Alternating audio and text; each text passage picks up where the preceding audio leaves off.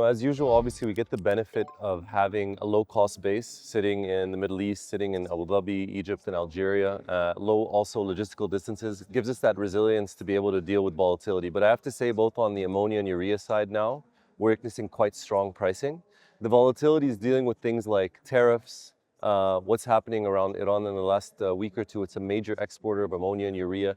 So if there's going to be retaliatory tariffs around countries that are dealing with them, that has an effect on the market, and we want to be well positioned from that. Not only with our own production, but also with the trading that we do on ammonia and urea to be able to navigate and go to the different markets that make most sense. We have a series of positions where we're going to go further downstream and be closer to the customer. So we have customers in different locations for different parts of the market. In the last few months, so in early October, we bought an Australian distribution business. That's in the Southern Hemisphere. That's counter-seasonal versus Northern Hemisphere fertilizer applications. So these types of things allow us to stretch and have markets that wouldn't readily be open to us if we were just singularly focused on Europe, which is our largest market.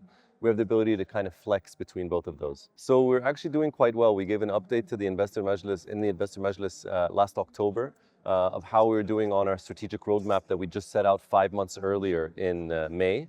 I'm happy to say we're progressing very well on our strategic pillars, all 4 of them, which is operational excellence, customer proximity, nitrogen product expansion, and disciplined low carbon ammonia growth.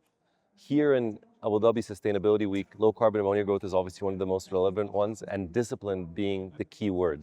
We've been really consolidating and focusing our efforts on the projects that make the most sense, and happy to pause projects that don't necessarily have light at the end of the tunnel that's very visible. For us, we're not taking a build it and they will come mentality. We're taking a let's try to find actually a market that's paying for these higher cost, lower carbon products and try to get those projects through fruition.